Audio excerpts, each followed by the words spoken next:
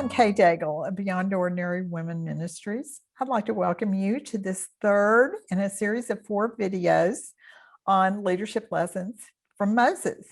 And I have with me Jodie Niznik. Welcome again, Jodie. We're so excited to hear these wonderful lessons. They've been great so far. And if any of you have missed the first 2, you definitely need to go back and listen. She has talked about discerning the will of God, the call of God on your life. And in the last lesson, she talked about the fact that God knows best, even if we think we know better. And that's a lesson everybody needs to learn. And in this third video, we're going to talk about pointing people to God. And we're going chronologically through Moses's life, and Jodie's picking up these lessons. And so we left the people after they were being released from their slavery in Egypt. And she's going to take us from there to the point where we can learn this lesson about pointing people to God. So Jodie, tell us what's going on in Moses's life. Yeah, so Moses and some 2 million people are now heading the long way around to the promised land, which is taking them toward the Red Sea. And Pharaoh, who was holding them in slavery, has had a change of heart. He realizes, oh my goodness, I let all of these people go, and this is not going to work out for me. So he assembles his strongest army, and they head out in pursuit of the Israelites.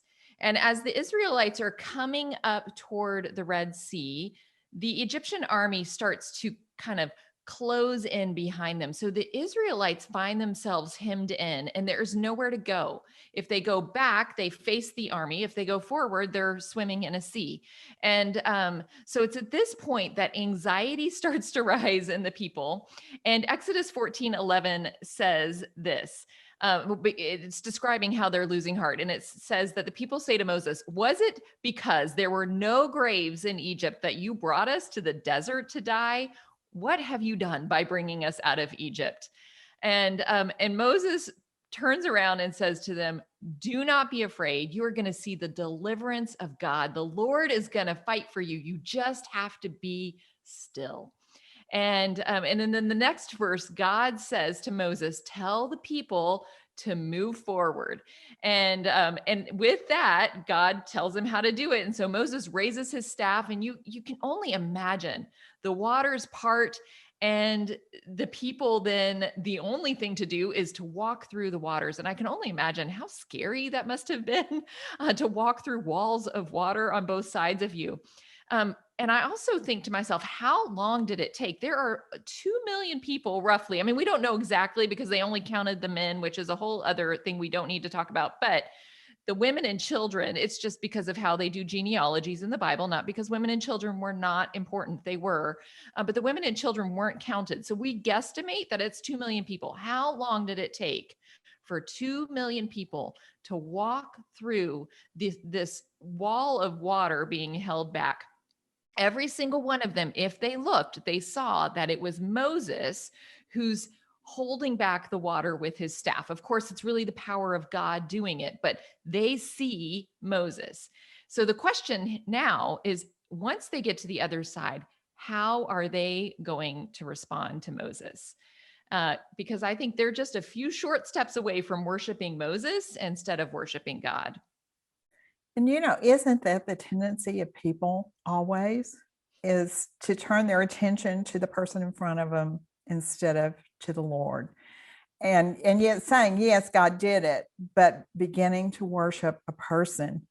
And we see that. I mean, this is like today's headlines in Christian circles, that a pastor, a leader, begins to get a lot of acclaim. This person's very, very gifted. This person just seems to walk with God and can do everything right. Everything is being blessed. And the people begin to really put their loyalty with this person instead of God, and seek this person instead of God.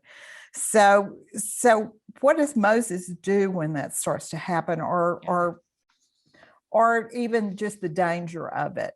Yeah. I mean, I totally agree with you. It's very dangerous territory when this starts to happen, when there's success in ministry, especially in very public ministry, people want to misplace the worship. It's a very subtle thing too, because they would never say that that's actually what they're doing. But they start to hold this person up and look to them as the source instead of God.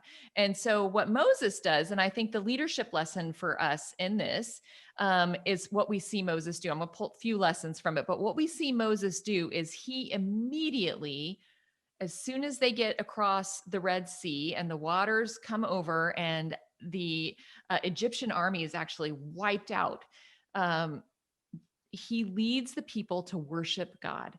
He points to God immediately. And Exodus 14:31 says that the people feared God and they put their trust in him and in Moses, his servant.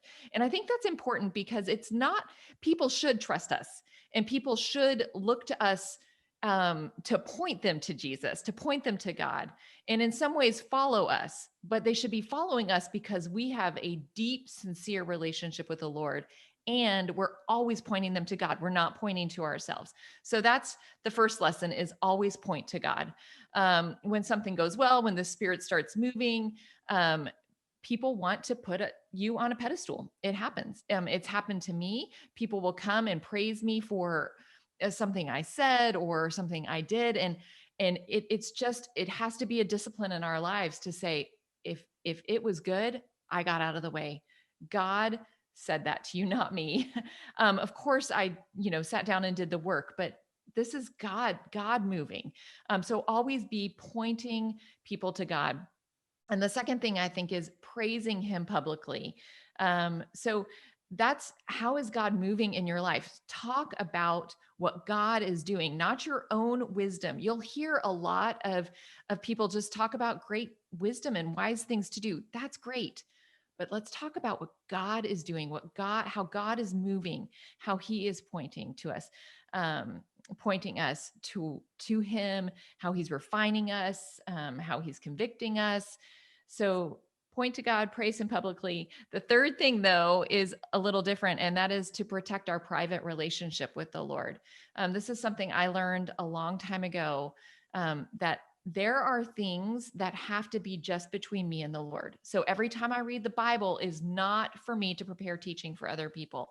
Every time I am doing something with God, it's not for public consumption. It's actually, there are sacred places in my relationship with the Lord. And we actually see Moses do this all through the story, because he draws away to something called the tent of meeting, which is basically this tent that's set up just for Moses and God to meet together. It's this private place where they talk. And later, we learn that God meets with Moses face to face as someone would meet with a friend, which must have been amazing. And Moses logged hours and hours and hours in that tent of meeting.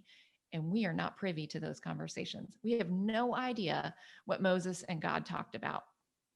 Maybe someday in heaven, I just imagine we're going to get to have coffee with all of these people because it's eternity. And so we can sit with Moses and be like, and what did you guys talk about? When you met with God face to face, what was it like? What did you talk about? And maybe we'll get to hear then. Maybe he'll say, that's just between God and I don't know. But those are private, intimate moments between him and the Lord. And then the fourth lesson, I think, is that we also need to pursue personal relationships in our lives. To avoid being put on a pedestal, we need to have people in our lives that know who we are apart from the public ministry we're doing or any kind of platform that we have. And Moses had Aaron, his brother. Moses also had his father-in-law, Jethro, which we read in the story. Jethro came in and he told Moses some very hard things that Moses needed to hear. So I also, if you'll notice, I did a very great preacher trick. I made those all P's for you. So they are point to God, praise him publicly, protect your private relationship with God, and pursue personal relationships. That's great. Well, and I so agree with all of those. And personally, I'd just like to say that I think pursue, what's the last one? Pursuing Pursuing those personal. other relationships.